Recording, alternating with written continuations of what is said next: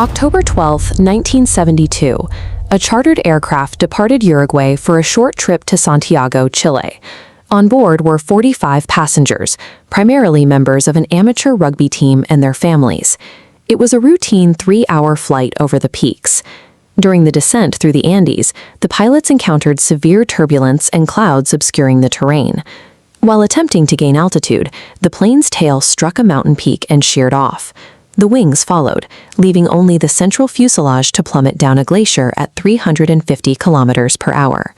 The fuselage came to a rest on a remote glacier at an altitude of 3,500 meters. The cockpit was crushed, killing the pilots instantly. Of the 45 people who took off, 33 remained alive, trapped in sub-zero temperatures with no clear idea of where they had landed. Within an hour, the search began. 11 aircraft from Chile, Argentina, and Uruguay were deployed to scan the massive mountain range, operating from dawn until nightfall to locate any sign of the missing flight. This map shows the scale of the navigational error. The pilots had reported passing Curacao, but they were actually 89 kilometers east of their planned route. The official search grid didn't even cover the area where the plane actually lay. Even when search planes flew nearby, they saw nothing. The white fuselage was perfectly camouflaged against the ice and snow of the glacier.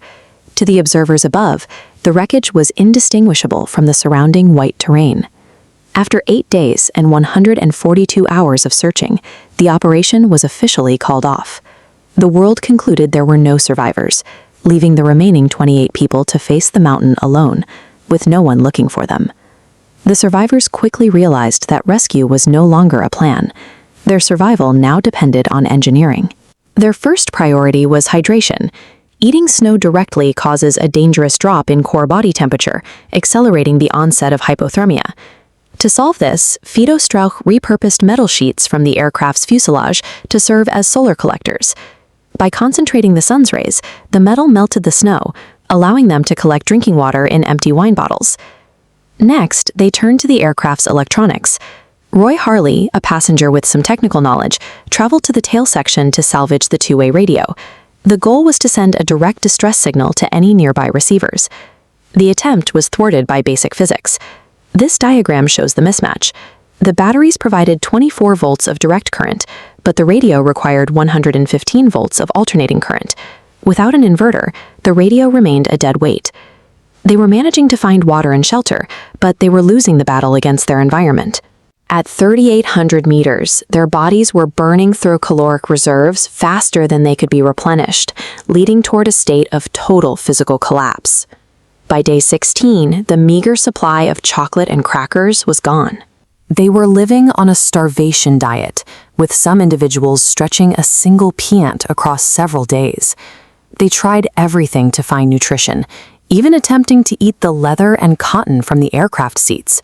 It only caused illness. There was no vegetation at this altitude, and no animals to hunt.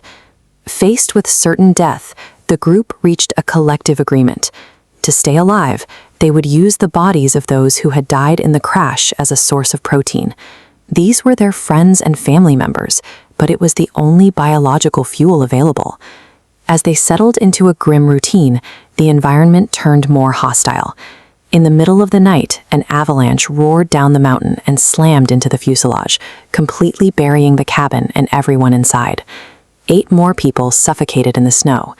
The 19 remaining survivors were trapped in a tiny, oxygen-deprived pocket inside the fuselage for 3 days, while a storm raged outside, burying them even deeper. When they finally tunneled out, the realization was total.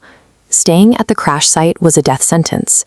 The only way to survive was to perform a self-extraction, regardless of the odds. They prepared for a final trek.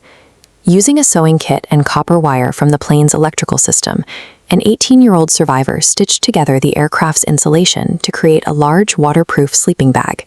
This was their only chance to survive the negative 30-degree nights on the move. Roberto Canessa and Fernando Parrado began a desperate climb westward. They had no mountaineering gear, no map, and no training. They were dressed in layers of sweaters and jeans, with plastic bags wrapped over their socks. After 3 days of grueling climbing, they reached the peak at over 4,600 meters. They expected to see the valleys of Chile.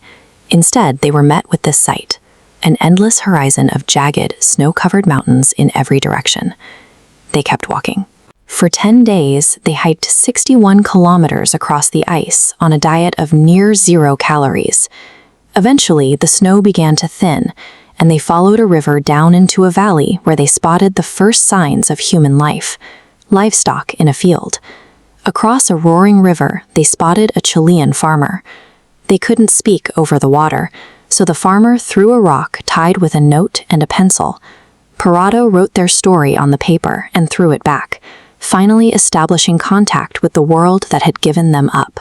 On day 70, the sound of rotors filled the valley. Military helicopters reached the crash site and began the process of extracting the remaining survivors, who were suffering from extreme malnutrition, altitude sickness, and exposure. 16 people survived the mountain. They navigated the Andes through systematic problem-solving and an unyielding refusal to accept their own death. They treated every variable, from the cold to the distance, as a technical challenge that could be overcome with persistence and human will.